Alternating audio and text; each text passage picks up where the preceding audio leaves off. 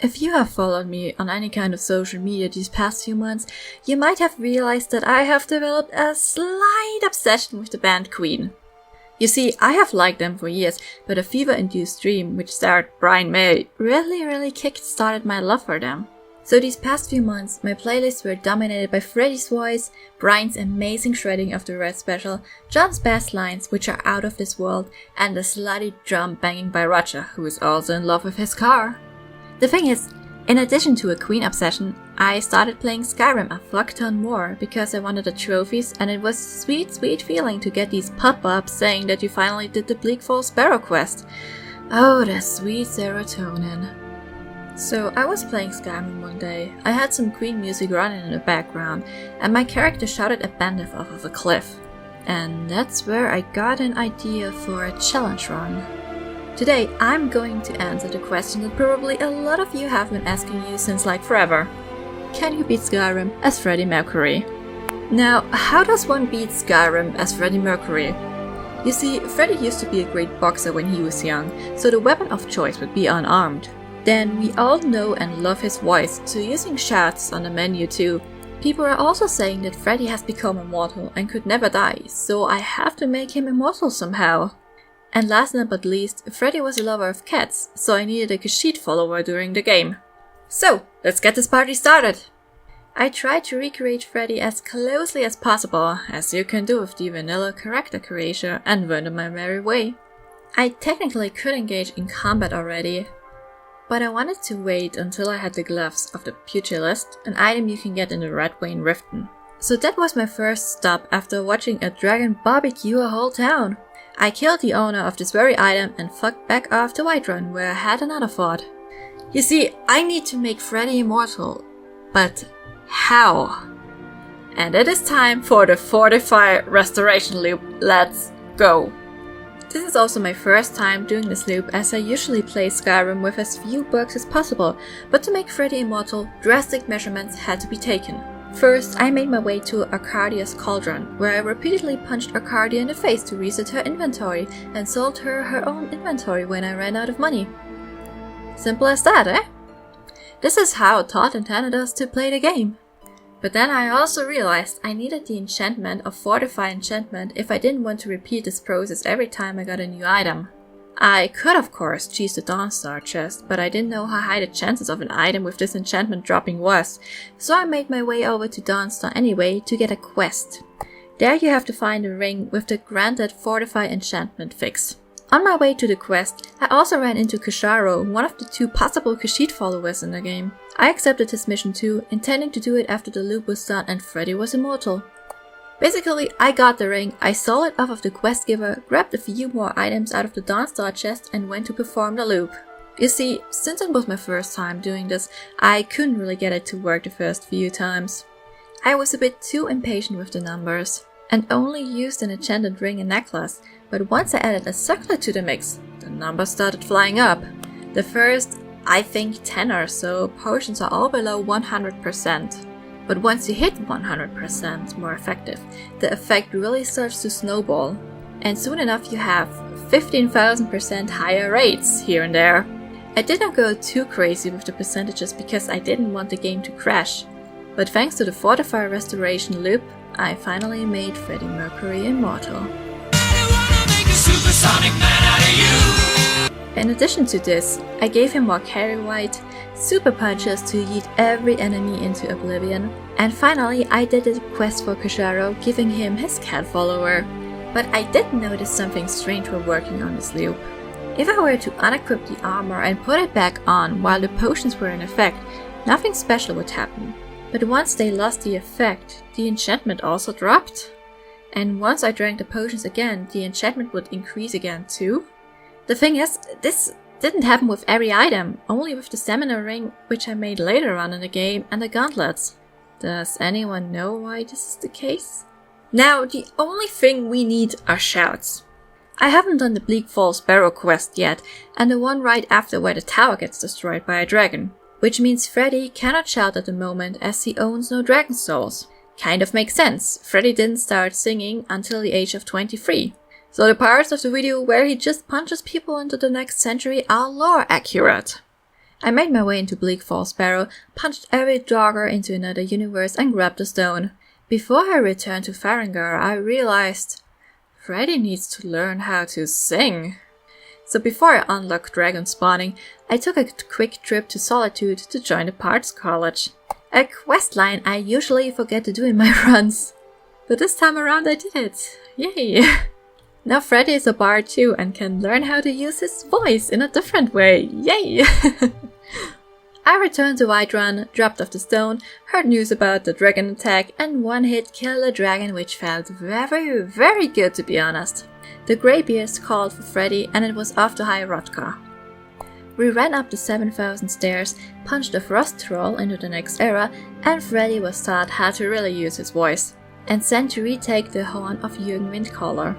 You see, as I was walking through Ustengraf, I realized another thing. Freddie was a master of many different ways of singing, ranging from opera in the song Barcelona, glam rock, fun, synth pop.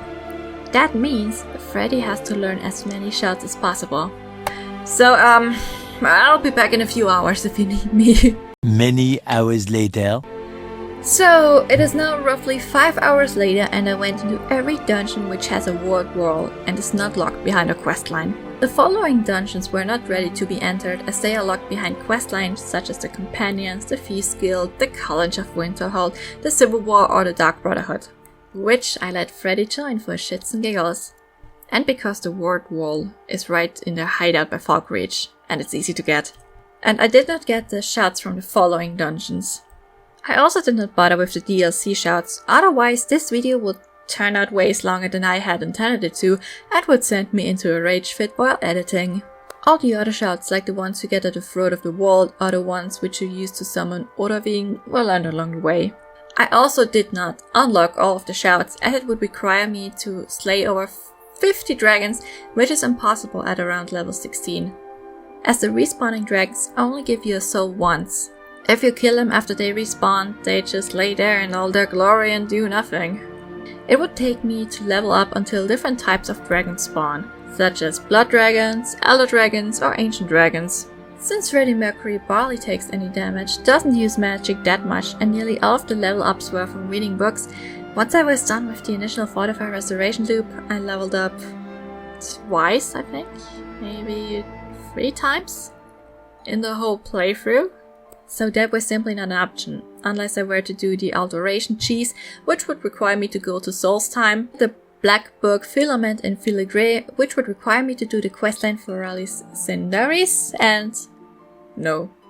Oh, and during the non-filming time, I picked up the Shadow Stone, as it makes you invisible, and Freddie is the invisible man after all. I'm the invisible man. Okay, back on track. It is finally time to properly meet Delphine after seeing her in Dragon's Reach upon dropping off the Dragonstone. So much fun. As a bonding experience, we decided to kill a dragon, which I personally think is a great way to weed out possible friends. Zaloknir was barely alive again before he was punched and shouted back to whichever plane of existence dead dragons go. Next up was the former embassy. Oh, how I love this mission. It is quite a good representation how I feel at any given moment in a social situation. Everyone does their thing while I make noises like a Minecraft villager. I gave Malborn all of my stuff, ran naked to Delphine, got fancy clothes and got in. Paid someone in beer to make a distraction, fucked off with Malborn, got my stuff back and shouted and punched some farmer to death. Could I have stealth at this?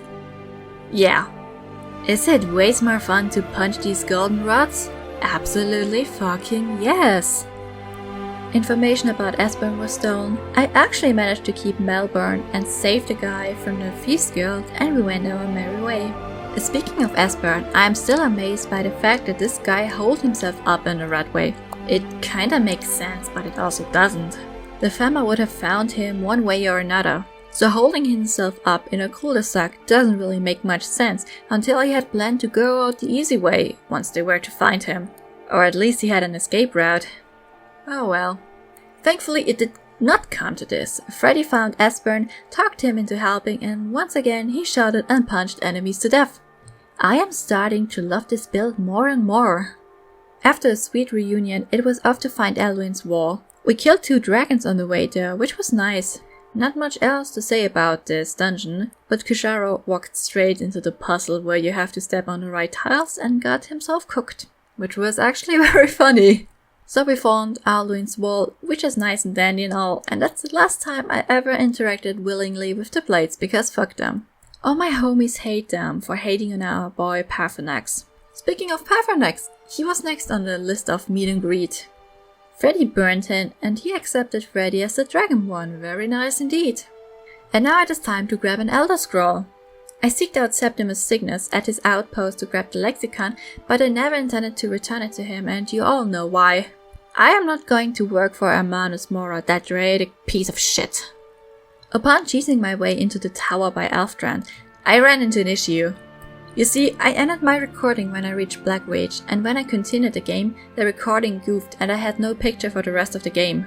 My last hard save was before meeting Delphine, so there is no way in hell I'm doing all that again. Especially not sit through the Truce meeting again.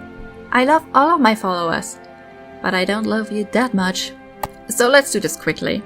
I entered Black Wage, did the easiest puzzle ever, grabbed the Elder Scroll, returned to the throat of the world, punched Alduin in the face 3 times before he fucked off, called in the meeting for the truce, wanted to punch Ulfric in the face the whole time, flew through Dart Ulfric off of Hyrotga along with his pet Gunmar, captured the dragon, and flew off to Sovngarde. Here I could continue recording as this was my oldest possible save. Walking through the mist sure is a strange feeling, especially when Alduin appears in front of you. I punched soon, and together with the 3 ancient heroes, we cleared the mist to challenge Alduin to a final battle. Which was in one circle, as 3 punches was all it took to make Alduin fall to his knees. If he has knees, I'm not sure. Freddie returned to Skyrim, and we proved yes, you can beat Skyrim as Freddie Mercury. This challenge was great fun, I cannot deny it. It was cheesy and great, and a collection of the shouts was a great way to unwind after crazy days at work. It also gave me the chance to try out shouts I never ever used before. If I had turned Freddie into a werewolf and did the exploit there, I could have done this challenge for shouts only. But turning Freddie into a werewolf didn't seem lore accurate in my eyes. I cannot deny that I relied more on punching than on shouts, but I tried to incorporate them as much as I could with the limited options I had. Anyway, this was my video on beating Skyrim as Freddie Mercury. Thank you all very much for watching, and I'll see you in the next video. Bye bye!